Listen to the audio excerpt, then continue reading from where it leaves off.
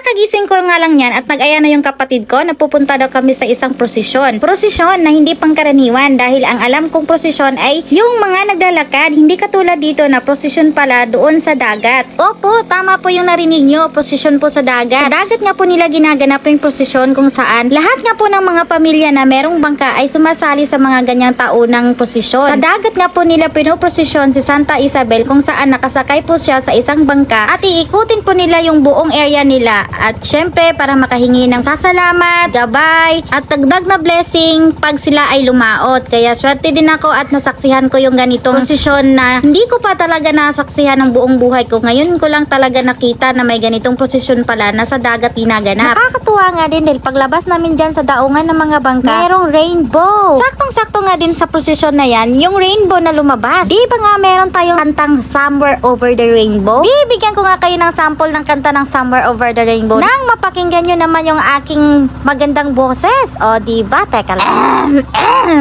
Parang kakaiba na yung lumalabas. Habang nagbo-voice over nga ako, yung tinatawanan nga ako ng anak ko dahil ako.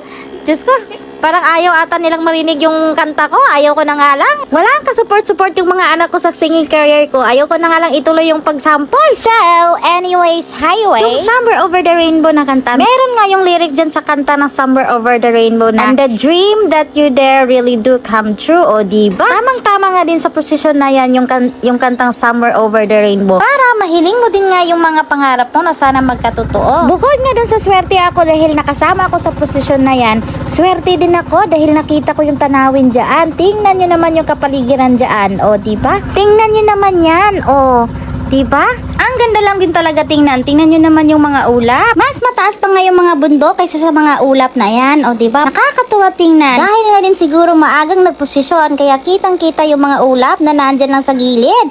Tingnan nyo nga, parang kayang-kaya mo siyang abutin. O, diba? At dahil nga, kakagising ko lang yan nung umatin ako ng posisyon na yan. Ko, tingnan nyo naman ang mukha ko. Halatang wala pang hilamos. Hindi nga talaga ako nakapaghilamos niyan. Hindi nga lang ako nakapag-toothbrush eh. Pagsuklay nga ate, hindi ko pa nagawa. Kasi nga sabi ng kapatid ko, bilisan mo ate, dahil andyan na. Uumpisa na. Kaya kahit pagsuklay ko, hindi ko na nagawa. Pasensya nyo niya yung tsura ko. Isa pa nga yung anak ko, excited din sumama dyan dahil gusto nga din niya ma-experience din niya sumakay ng bangka at umikot-ikot dyan sa area nila. Kaya kahit walang hilamos, walang suklay-suklay, gora-gora tayo para sa ating anak, para ma-experience niya yung ganyang. Ayan o, tingnan nyo naman o, naglalaro na sa tubig dagat.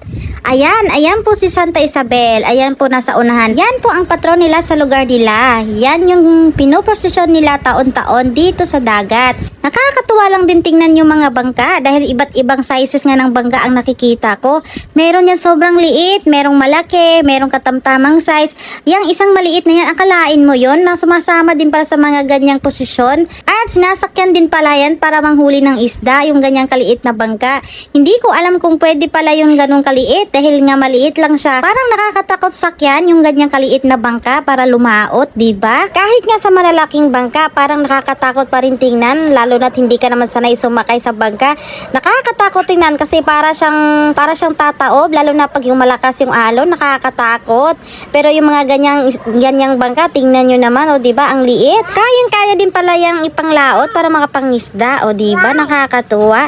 Pagka nga naman ikaw hindi sanay sa tubig dagat, o pagka nga naman ikaw hindi sanay sa dagat, matatakot kang tingnan eh. Pero tingnan mo sila, chill na chill lang, diba? Yung anak ko nga din, chill na chill lang din dito sa bangka na sinasakyan namin. Tingnan nyo naman siya, o diba, nag-i-enjoy siyang hawak-hawakan yung tubig dagat. First time niya talaga yung gawin. Kasi naman wala naman talagang tubig dito sa syudad at wala namang dagat sa syudad at wala din bangka. Tingnan nyo naman yung ngiti ng anak ko. Matutuwa ka na lang din pag nakita mo yung mukha niya nakangiti, o diba? Tingnan mo naman. Priceless yung ngiti ng anak ko. Habang ginaganap nga po ang prosesyon ay meron din pong taga-before na nakasunod sa nagpo-prosesyon ng mga bangka.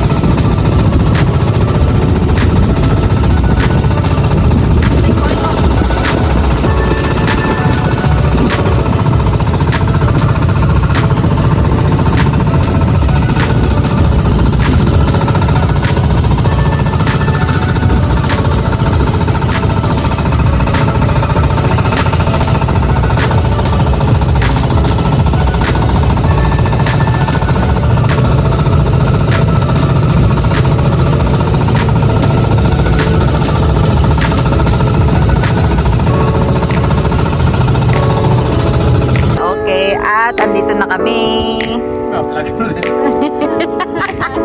Tapos na kami. Yes! The kayak is so fun. The kayak is so fun. Ano mo? Yan. Okay, okay. Okay, bababa na si the third. Oops! Sarad man daw. Naog na, naog. Dilan mo ka naog. Okay, nauna nas dilang toy. Na, sus. Gusto na maligo eh. Ako. Kaya na kami, Papa. Oh, lamig! Lamig. Lamig. Ha? Tara. Come back na.